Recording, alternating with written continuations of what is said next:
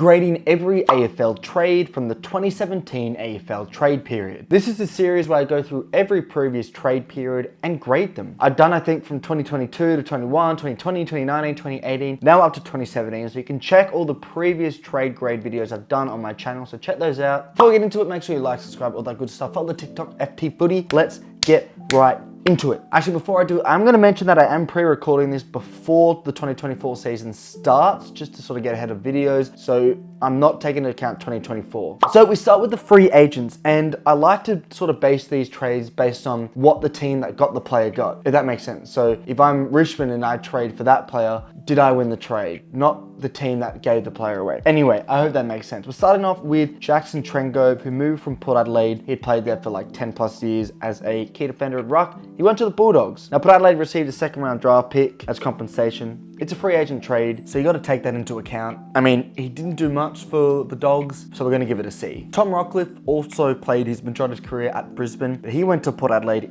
as a free agent. Now, Brisbane did receive a end of first round draft pick, number 18, as compensation. He played a role at Port Adelaide, but he did retire quite early for his age. I'm going to be giving it a B+ overall. I don't feel like I can give it higher because he didn't play that long there, but as a free agent, the Port Adelaide Football Club didn't lose anything there. They didn't have to give up any picks. So overall, a positive trade. Stephen Motlop went from Geelong to Port Adelaide. Oh, mate, this was a fantastic trade for Port Adelaide at the time. This exciting free agent who was really good for Geelong, but maybe a little bit inconsistent. Geelong did get an end of first round draft pick as compensation. So Port Adelaide fully in this sort of trade period were all over the free agents. Rockcliffe, Stephen Motlop. The Stephen Motlop trade, I feel obliged to give it an A. Yes, he's also recently retired, so didn't play that long, but so exciting. I mean, the goal against Adelaide in the 2018-19, one of those derby matches, you know, the Adelaide versus Port Adelaide match, one of the greatest goals I've ever seen. Good trade. Now to the non-free agent trades. We're starting off with Jake Lever. This was one of the big talking points of the trade window. Obviously, in 2017, that was the season Adelaide made the grand final. Didn't win it, unfortunately, but Jake Lever was a very prominent figure in that defensive line as a sort of intercepting key defender. It was a big trade. Lever, pick 36, and a future third round pick went to the Crows, went to the D's, and the Crows got pick 10, a future first rounder, and a future fourth rounder. And I think it has worked out for Melbourne. He has been a really good player. He does rely on that main key defender to help him be that intercepting defender. I mean, if he has to play the main key defender role, he's in trouble because his expertise as a rolling defender who can intercept and not really be that shutdown defensive player. We're going to give it an A because he was young. Well, he still is relatively, not young, but not old by any means. Good trade. Yes, a lot was given up for him, but given that Melbourne won the flag and being that sort of defensive line, he really helped with that. It's an A. Devon Smith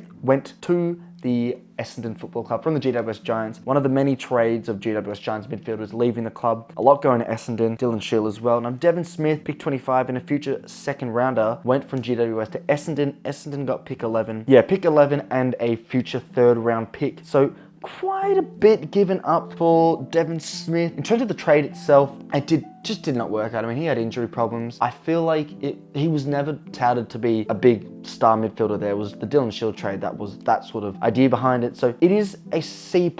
Maybe it is a C just because he retired so early. We'll give it a C+. Jarman Impey next. Now, Jarman Impey went from Port Adelaide, where he was so good, to the Hawthorn Football Club, where he's been a pretty good servant there, albeit recent injuries have gotten him down. Now, Jarman Impey and pick 68 went to Port Adelaide. Went to Hawthorn from Port Adelaide, and Hawthorn gave up pick 34, pick 62, and a future fourth rounder. So all in all, you can probably equate it to Impey for pick 34 and a future fourth rounder. I think it's a good trade for Hawthorn. He's exciting. He's a pretty exciting defender. Maybe not the greatest defensive defender, but definitely exciting from the back line. I'm inclined to give this a B+. Not higher because he hasn't influenced crazy amounts, but not lower because he hasn't been poor by any means. Hayden Crozier, he went to the Western Bulldogs from Fremantle. Hosier and Fremantle's fourth round went to the Dogs, and Fremantle got pick 41 and pick 83. So basically pick 41 you can equate this to. He's been a good servant there. I'm pretty content with giving this trade a B+.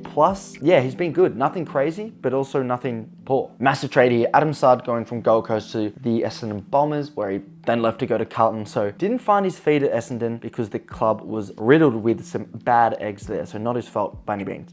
Now, this was a massive trade. Adam Sard will trade for the Suns for a second round draft pick. In fact, upon reflection, not much given up for him. I think the massive trade was between Sard going to Essendon to the Carlton Football Club. This particular trade, you know, upon reflection, it's not much, but he just only stayed there for like 3-4 years because of the culture problems. For that, the trade in terms of what Essendon got, let's give it a D because it didn't work out. Brendan Archie. Now he went from the Port Adelaide Football Club to the West Coast Eagles, basically for a third rounder or future third. He's been alright for them, I think. Oh wait, I'm thinking of the wrong Archie. Mid-trade, let's give it a D. Jack Watts, this was a big trade. I mean, he spent his whole career at Melbourne as a first round draft pick, or number one draft pick, sorry, not first round, number one. Didn't work out, goes to Port Adelaide for pick 31, and it still didn't work out. Port Adelaide missed a trick, and pick 31's like quite high. I'm gonna give this trade a D. I feel like a D is pretty fair. Harley Ballick went from Fremantle to Melbourne. Harrison Wigg, who the fuck is that? I have no idea. I don't remember. Yeah, well, that's fucking why I don't remember. Harrison Wigg, pick 54 and a future fourth rounder. Went to Gold Coast for pick 39. What? Pick 39 for Harrison Wigg, 54. Wow. Adelaide have won this trade, I think. Oh, no, sorry. The Suns win this trade? I don't know. This is kind of confusing. It's actually quite a lot on the table here. Pick 39, pretty high, but a future fourth, 54. And Harrison Wigg. Let's give this trade a lackluster D+. Now, this was a massive trade at the time. Like, Adelaide had a lot of sort of funds they seemed to be able to work with at the end of 2017. They got Bryce Gibbs from the Carlton Football Club, where, you know, he was a really good player there. Even when he left Carlton, he was still one of their best players. And it was quite weird how it happened. He goes to the Adelaide Football Club, and he just sort of, the first season was good, but after that first season, he hit a brick wall and he stopped. Now, Bryce Gibbs, pick 77 and a future second round pick and a future third round pick went to Adelaide for basically pick 10, pick 16, pick 17, and a future second. So a lot was given up for Gibbs because Adelaide obviously thinking they're bringing in this midfielder in their prime, it'll help them win the flag. Like, understandable why they did it, but it didn't work out. One season wonder at the Adelaide Crows. Let's give that trade, I don't know, like expectation was that would bring them a flag, and they didn't finish top 8 this season after. So let's give that trade an unfortunate E. But that's pretty harsh. Aaron Young went from Port Adelaide to Gold Coast. Lackluster trade, a fourth round pick was involved. It's such a boring C, like, you know, just one of those boring trades where it's like, oh, that trade happened? What the fuck? Logan Austin, that's a name I don't remember. I'm pretty sure it was a ruck. Him and a future fourth rounder for Port Adelaide went to St Kilda, and St Kilda gave up a future third round pick. Did the Saints win this trade? I'm not so sure. Once again, like a pretty kind of trade. D. Let's give it a D for all parties for that matter. Sam Murray, this guy was good, and then he did some naughty things. If you remember him, I think a left-footed winger. Sam Murray picked 70 and a future third round pick from the Swans. Went to Collingwood, and Collingwood gave up a future second round pick. So did Collingwood win? Yes, but then what happened? They lost. Let's give that trade an F. Purely on the basis of how it ended for Sam Murray and how that looked bad and reflected bad on the Collingwood Football Club. Next up, Sam Gibson. This was the unfortunate end of his career. He had the record for the most amount of consecutive games played for North Melbourne. Goes to Adelaide and, you know, it didn't end up well. Adelaide gave up pick 91, so basically nothing given up. It's effectively a free agent they got Sam Gibson for. So in that respect, you can't give it below a C because barely anything was given up for him. So we're going to give it a C because he wasn't good at all. He might have played a handful of games, but it just didn't end out well. Nathan Wilson was a decent player for GWS, and he's been pretty good for Fremantle now. Nathan Wilson, pick 71, went to the Fremantle Dockers, who gave GWS pick 57 in a future second rounder. So actually quite a lot given up by Fremantle. So in terms of the play of Nathan Wilson, he's good. He's been good for Fremantle. But pick 57 in the future second round pick, I feel like pretty high. So I'm keeping that to account. Fremantle probably just dub up on this. So C+, I feel like it's pretty fair, but no higher. Matthew Lobb went from Port Adelaide to Carlton for pick 95, effectively free agent trade. Old ruck with not much stock left in him. Lackluster C, but because they gave up nothing, you can't give anything less. Biggest trade of the window? Maybe. Jake Stringer went from the Dogs, where he just was out of favour, although everyone knew his talent, and he goes to Essendon for pick 25 and pick 30. They are some massive picks, quite high in the draft picks where, you know, you can probably strike gold. It's hard to grade because Stringer has been phenomenal in parts for Essendon. He never quite reached that 2016 heights, I don't think, at Essendon. There have been glimmers of that, but not quite anything more. I will give this trade, let's give it a B. I don't want to give it a high because pick 25 and 30 is a lot to give up for a player, albeit, you know, this guy's, he did have that potential, not anymore, but he did have that potential to be a, you know, B-Tech Dustin Martin or something like that. So I feel like B's pretty fair. He has been good for Essendon, but not what we expected. Matthew Kennedy went from GWS to Carlton for pick 28. I really like Matthew Kennedy. I think he's been really good for them. Pick 28 and was starting to get good. It started slow, but pick 28 is a pretty high draft pick to give up for him. But as a midfielder, has been good. Let's give that trade an A. I'm pretty happy giving it an A, especially given how well he's done the last couple of years. Luke Hodge, this was a funny one. Was this when he retired and came back out of retirement? No, I think that was beforehand. He obviously went from Hawthorn to the Brisbane Lions under Chris Fagan. Him and pick 44. Brisbane gave up pick 43 and pick 75. So effectively, pick 75 for Luke Hodge. Brisbane win this trade 100%. Like, he offered so much experience. He nurtured the young players there, and that's a big reason why they're so good now. It's because of players like Luke Hodge, Birchall, being those sort of old experienced heads who have the experience of winning flags. Let's get that trade an A+.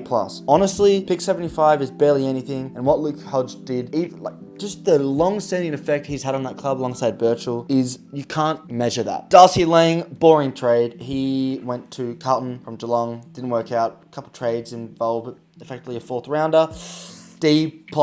He wasn't bad, but he wasn't amazing. Gary Ablett. This was the biggest trade at the window, I reckon. A lot of stars, experienced stars, leaving back or going to a different club. He went to his original club. Gary Ablett, pick 24, and a future 4th round pick went from Gold Coast to Geelong. Now, Geelong gave up pick 19 and a future 2nd round pick. You can probably equate that to a 2nd rounder for Gary Ablett, maybe a little bit more. I love the romanticism of this trade. I was really happy it happened. Albeit he didn't help Geelong win the flag. They won it after he retired. Let's give this trade a B+. I feel like giving it any higher isn't correct because the 2nd round is pretty big and he did have those injury problems. When he came to Geelong, he was never an amazing player, right? He was never the vintage Gaz, but he was still good and he still played a big role. One of the best trades at the window is Charlie Cameron going from Adelaide to Brisbane for pick 12. Now, pick 12 is obviously really high, but in terms of what Charlie Cameron has given the Brisbane Lions, it is worth 2 pick 12. Fucking pick 11 and pick 12. Easy A+, despite being a high draft pick given up for him. He's been phenomenal. Lockie Weller, this was a funny trade because Lockie Weller's come out and said he loves the Suns, so good on him. He went from Fremantle to the Gold Coast Suns. The reason this trade's funny, listen to this. Lockie Weller in pick 41 went from Fremantle to Gold Coast. Gold Coast gave up pick number 2. Pick number 2. You know how fucked up that is? That's stupid. Pick number 2 for Lockie Weller in pick 41s. So stupid. Yes, it's been good for Gold Coast, but pick number 2 is absolutely fucking outrageous. I think that was Andy Brayshaw as well. Let's get that trade. It's hard because he's been good, but then pick 2 is crazy. So it is an F, but then it's also like a C. Meet in the middle. Let's give it a E+. E+. Maybe a D, but E+. We'll stick with E+. Because pick 2's fucked. Josh Shackey went from Brisbane to the Dogs. He's now at Melbourne, so it didn't work out at the Dogs. He went for pick 25 and pick 40. F. I mean, every trade involving Josh Shackey is an F because this guy just never reached any potential he promised. Pick 25 and pick 40 for him is fucking outrageous as well. Brandon Matera went from Gold Coast to Fremantle where he looked to be a promising forward. Goes to Fremantle and he did have some good seasons there, but he's obviously retired since. He went for a future 3rd round pick. Pretty even. I'll give this trade a C+ because I think Fremantle did get something out of him, albeit he didn't last that long. And that concludes the 2017 AFL trade period. Let me know if you agree with my grade trades. That's pretty much it. Thank you very much for watching. Like I said, follow the TikTok, subscribe, all that good stuff. Mwah, bon appetit.